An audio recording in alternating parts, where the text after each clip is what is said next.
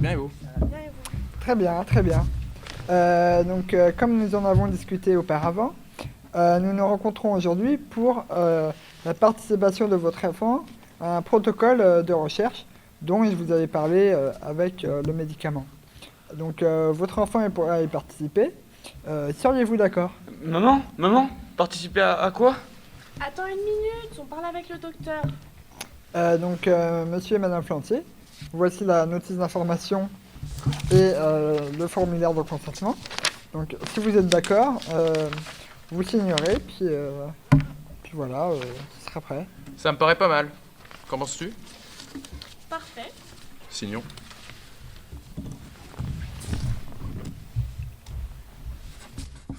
Il n'y a rien qui vous choque dans cette scène? Voilà, on vient d'assister au début de participation d'un enfant dans un essai clinique. Dans ce cas, on a informé et demandé l'accord des parents, mais l'enfant n'a pas été entendu. Bien sûr, on a forcé le trait volontairement, mais le principal intéressé n'a pas pu donner son avis. Voilà pourquoi nous sommes là. L'enfant ne donne pas son avis, il ne sait peut-être même pas ce qu'est une recherche clinique. Et vous savez ce que c'est une recherche clinique en pédiatrie? La recherche clinique, ce sont toutes les études réalisées chez l'homme. Leur objectif est de développer les connaissances biologiques ou médicales. Ces recherches sont indispensables pour mieux traiter et comprendre les maladies. Et chez l'enfant, il est d'autant plus important de réaliser des essais pour ne pas les exposer à des risques inutiles ou à des médicaments qui seraient inefficaces chez eux. Les enfants étant différents des adultes, il faut faire des recherches adaptées en pédiatrie. L'efficacité et les risques pouvant être très différents chez l'enfant. La recherche clinique consiste notamment à tester des médicaments. On utilise des protocoles de recherche rédigés, validés, des notices pour informer les parents et les enfants ou les adolescents. Tout cela est écrit par les chercheurs et les laboratoires, sans concertation avec les principaux intéressés, les jeunes participants. En ce moment, vous devez sûrement vous demander pourquoi nous venons vous parler de tout ça. Nous faisons partie du groupe Kids France. On est venu vous parler de ce qu'on fait au sein de ce groupe dans le domaine de la recherche pédiatrique. Voici un exemple. Bonjour tout le monde. Bonjour. On se prépare pour la réunion. Allez. Hop. Comment ça va? Ça va. Ça va et vous? Super. On a pas mal de choses à voir aujourd'hui. La dernière fois, vous savez, on a parlé du protocole. Sur la pathologie, ça va?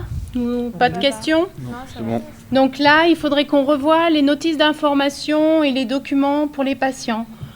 Qu'en pensez-vous d'abord? Je trouve qu'il y a trop de textes et on comprend vraiment mal comment l'étude va se dérouler et certains examens aussi. Oui, c'est vrai. Ouais.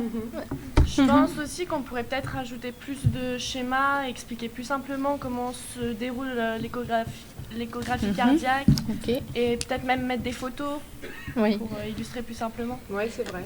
Et l'objectif du projet, il est clair pour vous? Oui, c'est clair pour moi. Si je devais participer à ce projet, je comprendrais bien qu'ils veulent voir si ce traitement améliore mon rythme cardiaque. Oui, D'accord.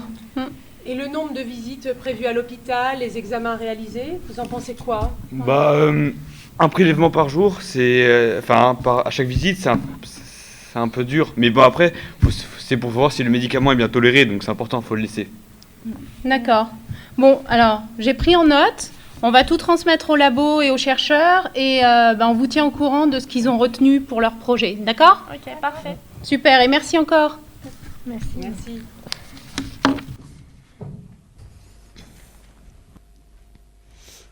Vous venez d'assister à une réunion du groupe Kids France. Nous sommes 14 jeunes, allant de 12 à 19 ans, atteints d'une pathologie ou non, unis par l'espoir commun que l'on peut rendre la recherche clinique pédiatrique plus accessible, plus compréhensible et plus compréhensive. Dans la scène que vous venez de voir, le groupe travaillait sur l'adaptation de documents complexes et leur simplification à un public d'enfants pour que les enfants qui prennent part dans de la recherche clinique soient pleinement conscients de tout le processus et des tenants et des aboutissants de la recherche.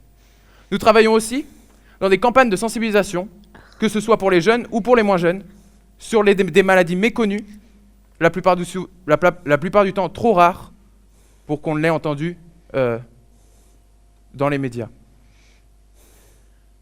Nous essayons aussi de sensibiliser sur des processus complexes comme celui de la création d'un médicament, notamment en ayant réalisé une vidéo où l'on explique la production d'un médicament, de la molécule chimique, jusqu'à sa mise sur le marché.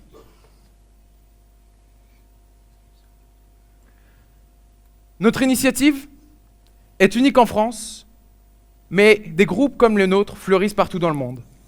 Que ce soit aux États-Unis ou au Japon, en passant par la Grande-Bretagne ou l'Espagne, des groupes comme le nôtre agissent pour que la recherche clinique soit meilleure. Notre type d'initiative est notamment reconnu par des institutions internationales comme l'Agence européenne du médicament. Nous sommes par exemple impliqués dans des groupes de travail sur l'éthique et la place de l'enfant dans la recherche clinique. De plus en plus, aujourd'hui, les différents acteurs de la recherche clinique, que ce soit les médecins, les promoteurs, les laboratoires, les chercheurs, appellent notre expertise, si l'on peut dire, et nous demandent notre avis pour que la recherche clinique ne soit pas faite uniquement par des adultes, mais soit aussi adaptée pour ceux qui y prennent part.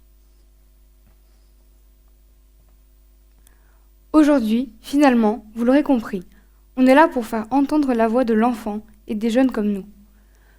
Notre voix est importante, notamment en recherche clinique, mais aussi partout où nous sommes concernés. Le rôle de notre groupe est de faciliter la recherche clinique pédiatrique, sa compréhension et d'informer et sensibiliser autour de la recherche. Considérer l'enfant ou le jeune au premier plan de la recherche clinique pédiatrique, faire entendre sa voix, notre voix, dans la recherche qui nous concerne ou nous concernera peut-être un jour. Merci.